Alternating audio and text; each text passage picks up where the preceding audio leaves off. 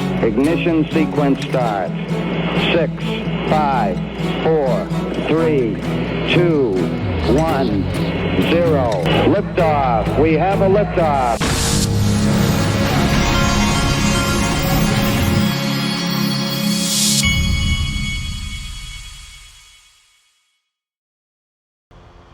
Hey everybody, this is the Digital Asset Investor, and crypto awaits. Crypto's awaiting Donald Trump's first move that's pro-crypto, whether that's an executive order or some type of announcement, but I think it's mainly the executive orders, and that's why the market seems pretty flat, but nothing's crashing or anything, because the market's sitting here thinking, oh, you just mention it, you just do that executive order, and watch where things go real fast. Okay, this was the Bank of America CEO on with propaganda news media, who is actually showing XRP during his segment. Watch this. There's still 4,000 banks, so it's not like there's considered the disaggregation in this industry. Let me ask you a separate question, though, and Becky's got one back in Washington, but on crypto. We just had Brian Armstrong sitting in the seat that you were in, and obviously there's a lot of excitement about crypto. The banking business, for the most part, has stayed away from crypto. Given President Trump's full-throated support for crypto, do you imagine Bank of America is going to be full on in the crypto business if we have this conversation 12 months, 24 months from now? I'd separate out this sort of crypto versus stable assets and digital movement of money, because we already move the vast majority of our money digitally. Our consumers do, our companies do. And so the question is, what's the business practice that you have to move another type of currency? So if the rules come in and make it a real thing that you can actually do business with, you will find that the banking system will come in hard on the transactional side of it, non-anonymous, transactional, verified, et cetera, because we have to, because it's just another way our customers are going to. The other thing we were talking about was the possibility that Bitcoin and some of these cryptocurrencies actually are a threat to the U.S. dollar. Scott Bessent's talked about needing the U.S. dollar to be super powerful. Yeah. Is it a threat? I think there's a whole bunch of dynamics about all the trade and all the consumption of the U.S. consumer and all this stuff that goes on. But I think we do need a strong U.S. dollar. We need a U.S. dollar to be reserve currency. It's good for our country. But what I'm saying is, if you go down the street here and you go in and buy lunch, right, if you can pay with Visa, MasterCard, a debit card, Apple Pay, et cetera, this will just be another form of payment in an instantaneous cash transfer. And so I think if it becomes regulatory okay, which it wasn't before, and that's one of the issues, you'll see the banking system enter with. We have hundreds of patents on blockchain already. We know how to enter the field. When you get to the investment side and the Bitcoin stuff, that's really a separate question. That's more on the investment side. From the transactional side, I think you'll see the banking industry make moves. The transactional side.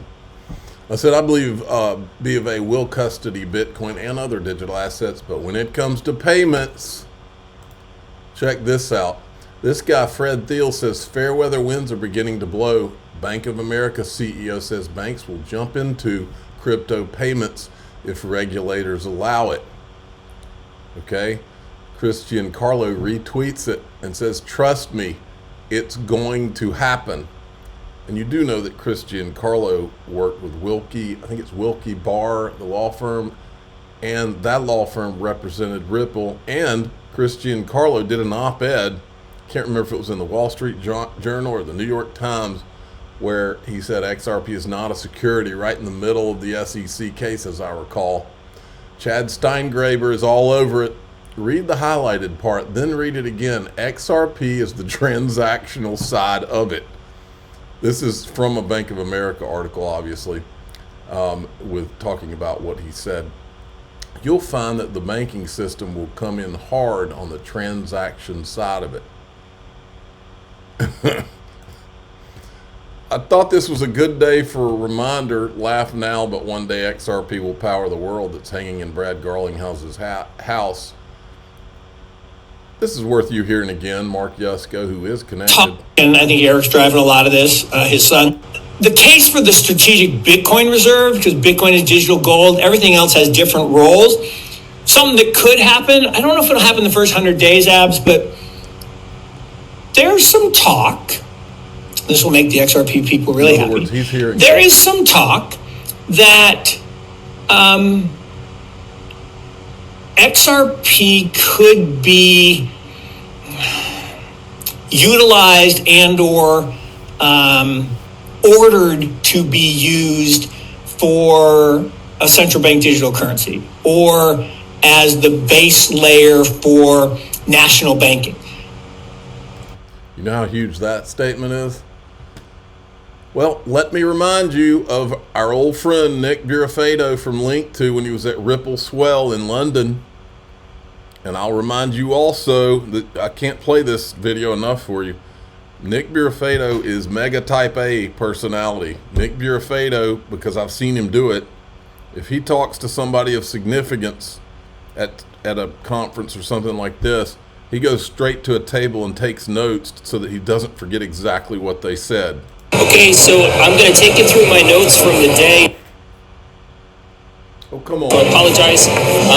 First thing is, I met with Brad Garlinghouse face to face, and Brad was so confident. He's got an air of confidence about him that's unbelievable. I met Brad first in 2019 back in Singapore, and he's even more confident today than he was back then. He made it clear that they're ready to settle with the SEC as long as they can get clarity on XRP. I asked him if American companies were waiting on the sidelines to jump in the game once clarity happens, and he said absolutely. And he specifically said Bank of America. Bank of America is a huge partner of Ripple, and he said Bank of America stands to gain really big when the settlement happens, because they're going to have a huge competitive advantage over their competitors by using ODL in the marketplace. So Brad is very, very bullish. When asked what motivates Brad every day, Brad just said, I want to put a dent in the universe. We've heard that from Naveen Gupta, and Brad has the same philosophy. So that was fantastic. That was my one-on-one. Ripple is going to put a dent in the universe. Now, Chad Steingrab, I don't know if I grabbed it. If I didn't, let me go ahead and tell you what he said. He also retweeted a reminder that in so many words, that the SEC case was that Bank of America was planning to use Ripple. Let me see if he had it in that tweet. Let me go back. That Ripple was planning, that Bank of America was all set to go when the SEC filed its lawsuit against Ripple. So now you know. Rex Shares has just filed for a Trump meme coin ETF, but also, look who, XRP. Another one bites the dust. Here it is, right here. I did remember to put it in here. For those who weren't there at the time, Bank of America was ready to go, 100% on the XRP ledger. Then the lawsuit was dropped by the SEC and the war on crypto began. That's over now. We won. And here's February 18th, 2020, Bank of America and Ripple. And I said, the good guys always win, didn't you know? That's what I said right in the middle of the SEC lawsuit. I got on stage at XRP Las Vegas and said, we're going to win because we're the good guys. Check this out. I guess since Trump doesn't allow social media to censor you anymore, I can play this out here, maybe. But I'm not very good with a tux on and a bow tie on. When I go around, I don't really like networking. Some cases I call people out. There was a particular person who was on the Epstein client list, and I was at a particular black tie event. When they introduced me to that person, I said, weren't you the person on the Epstein client list? And he wasn't very happy about that. Kind of walked off, fuming. Person I was with said, Charles, you can't say that. You can't do that. I said, why not? Nobody does. Bingo. Those people should have no comfort. And then here's another Chad Steingraber. Listen, people, this is going to happen with crypto. It will be drained from all exchanges, and it's a report from on Coinbase reportedly being out of Solana, making users unable to withdraw money.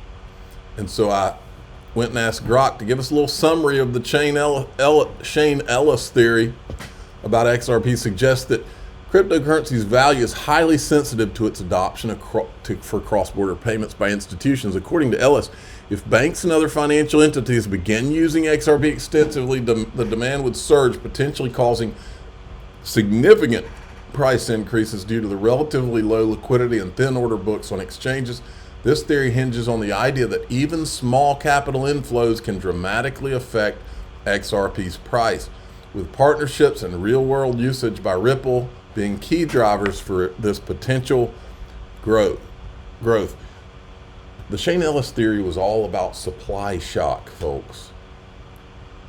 I believe that there will be a day when people have a hard time getting XRP.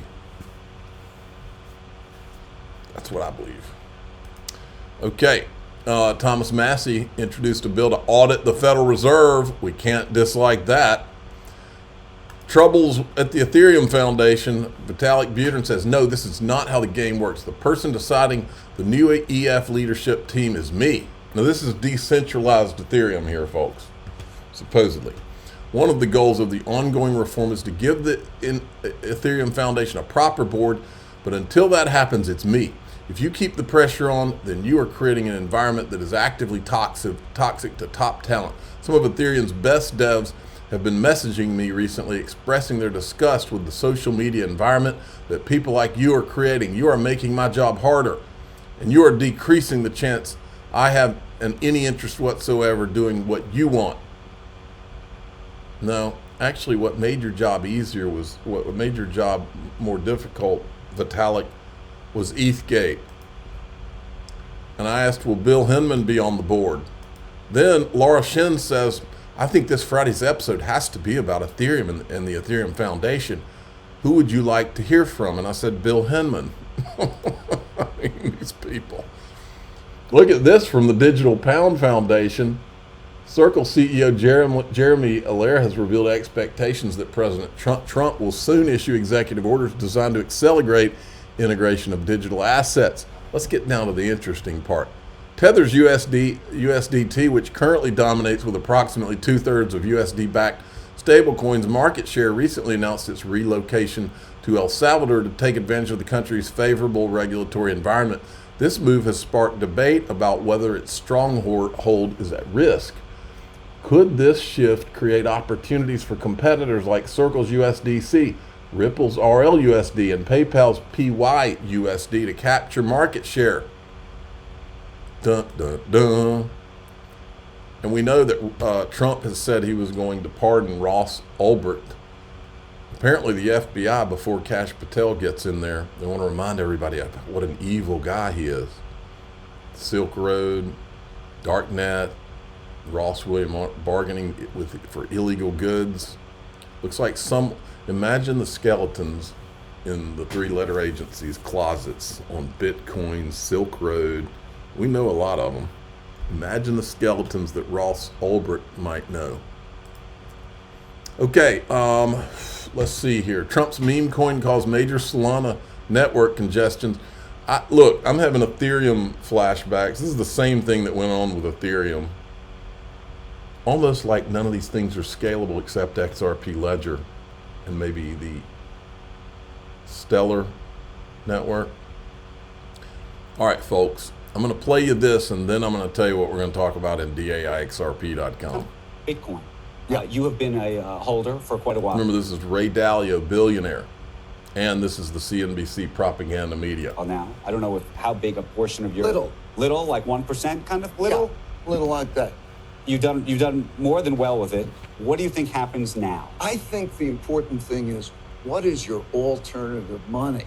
And do you have an alternative money? Not a lot. I have, by the way, and I won't talk about myself, but I think an investor, if you look, you will reduce the risk of your portfolio if you have 10 to 12 or 15% in gold, because it has a negative correlation. That's in gold, but would you do more in Bitcoin? Or let's call it anti-money. Okay, but would you do 10% in Bitcoin today at $104,000 a Bitcoin?